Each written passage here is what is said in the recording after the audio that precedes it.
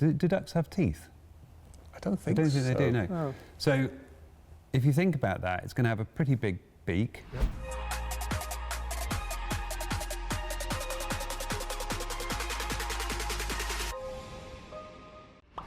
Right, James, so first question is, did it make any difference that the testing took place in Bahrain rather than Barcelona?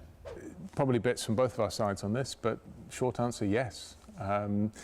Barcelona generally in winter is quite cold in the mornings. We've come there before and had below 0. And the track sometimes gets above 20 degrees during the day, but these are low numbers compared to how we're normally racing. The layouts are all fundamentally different. But in Bahrain, obviously, you get incredibly warm conditions, probably on the warmer side of what you'd see in the season, and you transition into night as well. From a strategic perspective, the degradation's quite a bit higher in Bahrain, and that just means that when you're trying to compare two cars in different situations, or even with just a lap of tyre difference between them, there's quite an offset in performance. Bahrain also has a lot more straight content, so a little bit more power difference in terms of speed and lap time if teams are going up and down on the modes. So it just makes it a little bit more difficult, I think, to track it down in Bahrain. From your side, from an engineering perspective, what are the differences? Well, as you say, it's quite, Bahrain is hard on the rear tyres, so it's good for working on degradation.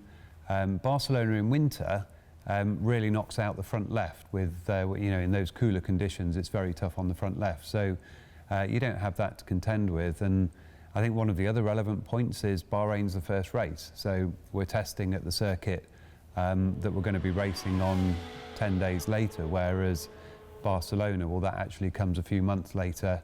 It's useful preparation. It's nice not having to worry about whether it will rain or not, which tends to cause a bit of havoc with your plans.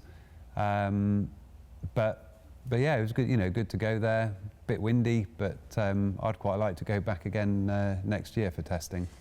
How much did the sand interfere with our plans, and the unusual weather that we experienced across the 3 days? How did that affect everything?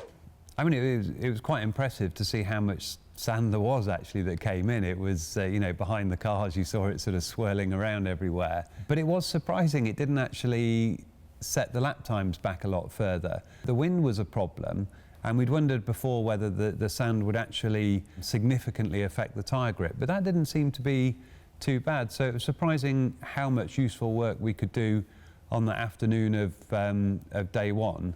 But the generally windy conditions are quite tricky. It changed direction between day one into day two and then stayed with a headwind on the straight.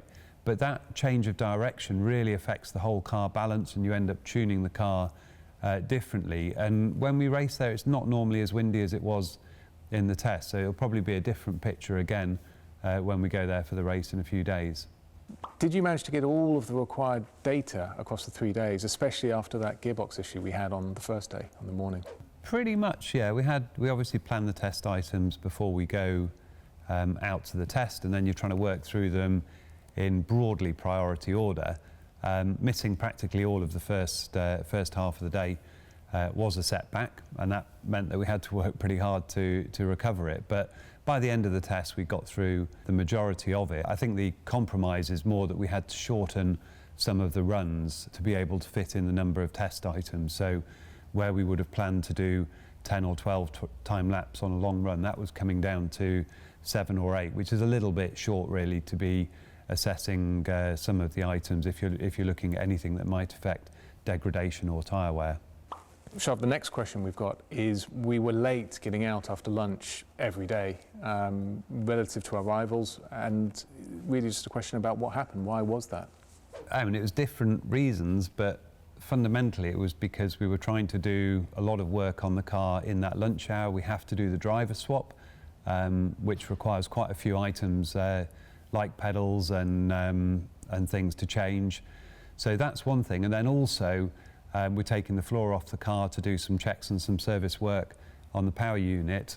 Now, we weren't thinking we'd lose the first hour of the afternoon. We thought it might run in by 15 minutes or 30 minutes. But as you saw, we were rarely out before 4 o'clock. And we've got a question about car handling, why the back of the car looks so twitchy and nervous through the test. So have you got any thoughts on that, James? First of all, good observation. We're fortunate enough to have a lot of footage available to us, as you are at home as well. And it was pretty evident from that the car was handling poorly.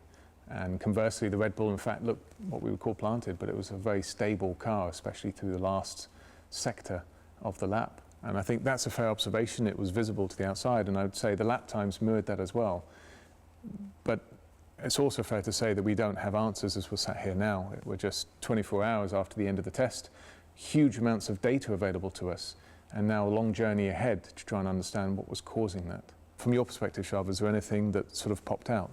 The wind made it tricky. When the wind's behind the car, you lose a lot of downforce because effectively the airspeed is reduced. So some corners where the wind was behind, it was prone to doing that. And then also the tyres are quite easy to overheat on that circuit. And if you start sliding, you tend to lose grip and it gets worse. So there's a few problems. Now, importantly, we could see that some of our competitors weren't struggling in the same way as us. So we need to put quite a focus on understanding why the rear end was a bit weak, how we can get it more stable and predictable, and that work's going on now. Hopefully when we get to the race weekend, it won't be so difficult for the drivers because they were having to work pretty hard to do the lap times that they were doing. You can have a go at this one, James. Are we going to see a close season like 2017, 2018? I'd start with, for what it's worth, every season feels close to us. In other words, none of them feel particularly easy and straightforward. But where we finish that test, there's a lot of unknowns. No one up and down the paddock will be able to pinpoint exactly where they are. But there's a few trends that have come out. I would say Red Bull are ahead on performance. They're the class act from the test, but it's a test, it's not a race, and it's one event out of 23. Are we going to have a close season? I would say so. Red Bull are a fierce adversary. They've got a strong package and clearly came out the box very, very quick. The result of that is across the season and across different types of track layouts, I'm sure you'll see us move forwards and backwards relative to them. But I don't believe we're going to go into this particularly finding all the performance that's missing or being ahead of them. So in short, yeah, I think we're going to have a close championship this year. So Shov, this next question I think is probably the most important one that came in. Would you rather fight one horse-sized duck or 100 duck-sized horses? I've heard this before, but in the context of a chicken. Okay. And I always thought that a horse-sized chicken would be a thoroughly terrifying thing just because of the kind of beak and the peckiness of it. So with that question, and I have thought about it quite a lot, I always said the horses, just because I thought the chicken was scary. But a horse-sized duck, other than... Do ducks have teeth? I don't think they do, no. No. So if you think about that, it's going to have a pretty big beak, because I reckon they're that big and they're going to go up 10 size. So probably like a 2-foot beak, which would be pretty worrying, but actually it would also be a pretty cool creature. So I haven't given this a lot of thought, but what I would probably try and do is go for the duck, talk my way out of it, not go like try and avoid the fight in the first place. But if you, do you reckon you could fly on the back of it? I thought you were going to ask if you could ride it. 10 times. Well, similar thing, but you see... 1 hour later. Yeah, I reckon it'd be quite a good creature. So I'd go for the duck, but I'd try and make friends with it. Okay. So interestingly, I was only thinking about my answer whilst you were going through that, but I think I'd go for the 100 duck-side horses.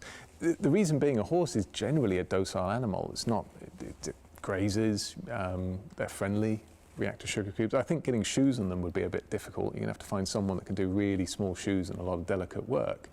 But I don't think they'd cause you any aggro. I think. How do you actually fight them when there's so many? Yeah, I mean... It's like trying to fight wasps. But in your example, you're just befriending it, and I'm suggesting the same. I think I can befriend the 100 of them. Just keep them on side. In a little mini stable. In a little mini stable with some hay. Yeah. Right. You're quite strange. Thank you very much for your questions from the Bahrain test.